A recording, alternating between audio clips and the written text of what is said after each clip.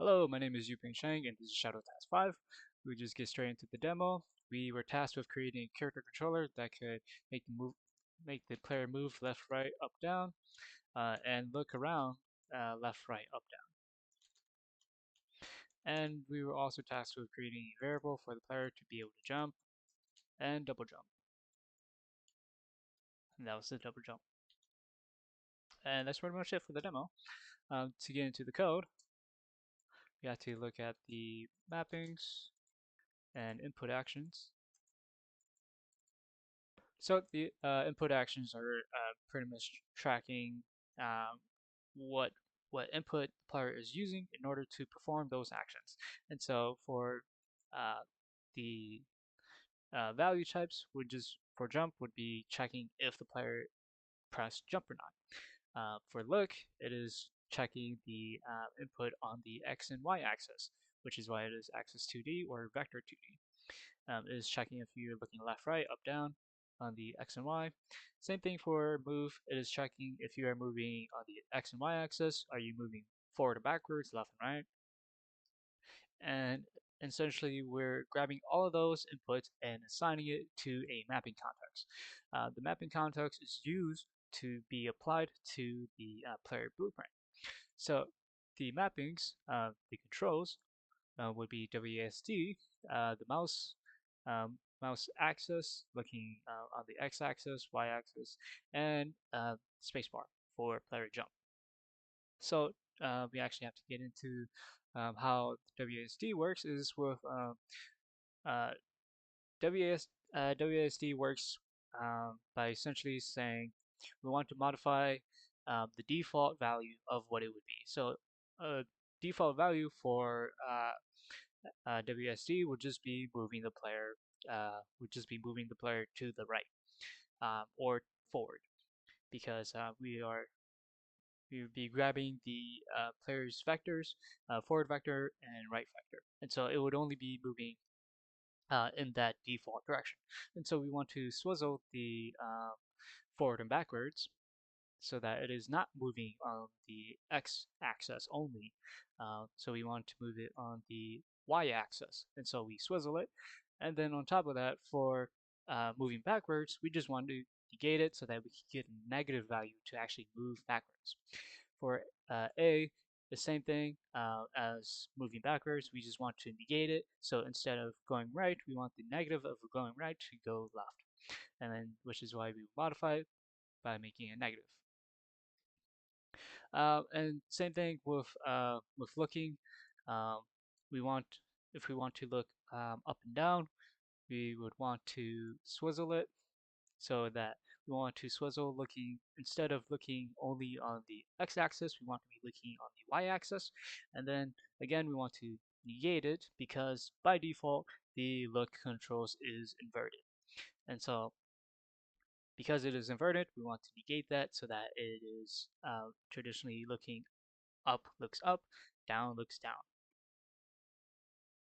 All right, and then let's grab the player. So I just threw a sphere here.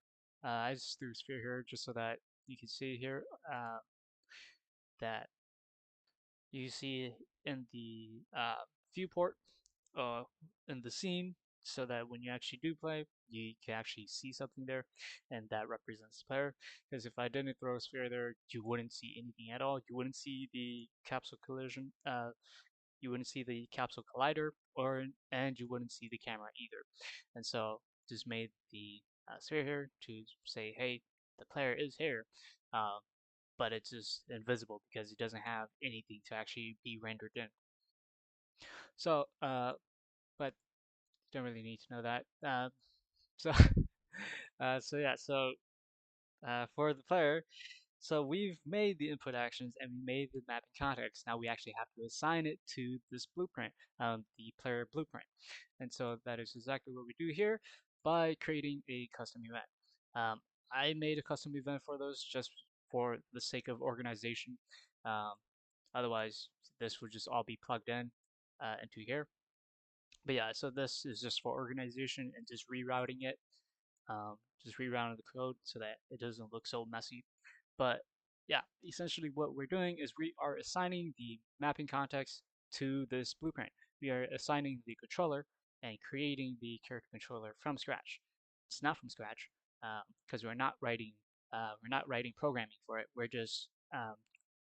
We're building the blueprint, um, and so we're taking the outlines and putting the pieces together. And so basically, we're just uh, plugging it in and playing. So we're grabbing the character controller and then assigning the player inputs to the mapping context, or the mapping context to the player's inputs. So now that we have the mapping context, we can actually do stuff with that and say, hey, what does W do? What does A do? And so on and so forth. And so what does the mouse do? Well, here's what the mouse does. The mouse is in control of the camera. So the mouse is looking on the X and Y axis. So X and Y axis is saying we want to manipulate the yaw and pitch. So the yaw is saying, are you looking left and right? And then pitch is saying, are you looking up and down? And that would be on the X and Y axis. And as we had negated earlier and assigned the values to swizzle, so that's what we get here. So this would be the x-axis, so be looking left to right, and then y-axis, it's negated and it's swizzled, so then it allows it for the up and down. And the camera is actually going to be using the player's rotation um, instead of moving itself, moving around the player. So we want the camera to move with the player, not around the player, and that is why we've assigned it. We've made sure that we've checked it so that the camera is using the pawn's rotation.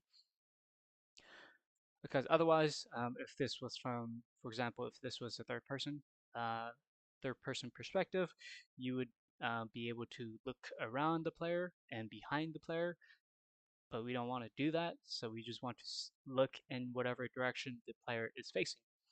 And so this is actually going to be saying, if you're looking left, the player is looking left. If you're looking right, the player is looking right. If you're looking up, then yeah, you get the idea. So, and then for the player movement, the input axis, again, WASD is just being applied. We're grabbing the value of the input and then applying it to the actor. And so we are applying it specifically to the right and forward vector because we have negative values for the right vector. With A, because A was negative, we could actually make the player move left. And then with forward, since S was negative, we can actually make the player move backwards. And that's how the movement works for that. So this is on the X and Y axis. So X, are you moving left, right? Y, are you moving forward or backwards?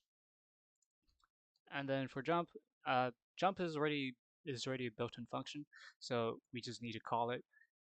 So whenever you press spacebar, we want to make the player jump. And then when it is done registering that you have jumped, then we want it to stop jumping, because if we don't, it doesn't.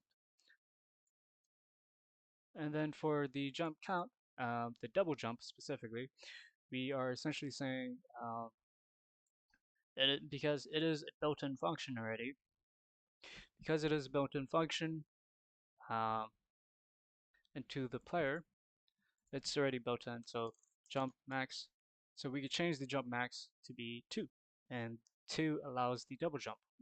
If we wanted the player to jump more times than that, if we wanted to do a triple jump, we would just increase the jump max count. Uh, so here, if we wanted to manipulate the variable to see how many times the player could jump, we just change it to 1. And now the player can only jump once. Or we could change it to 2, and now the player could jump twice, and so on and so forth. So we are just grabbing that variable specifically and just assigning it and reassigning it to set it to be the new thing, to be the new value that the to be how many times we want the player to be able to jump.